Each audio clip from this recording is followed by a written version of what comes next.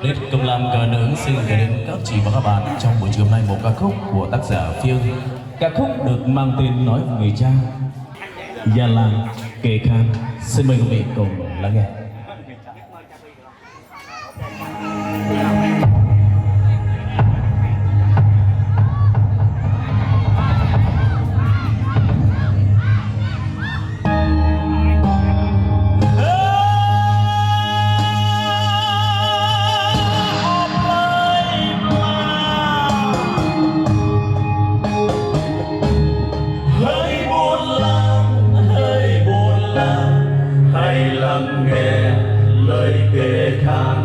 Của Gia Lai lời kể chuyện ngày xưa, chuyện ngày xưa.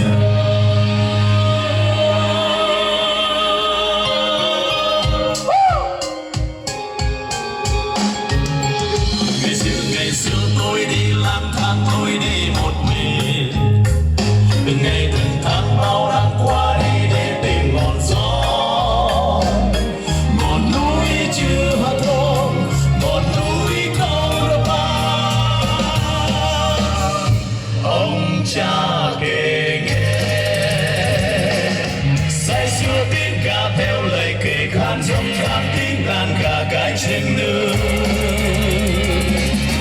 Đi qua núi đồi nắng chiều cơn khát âm vang tiếng còi rừng hú ai ơi.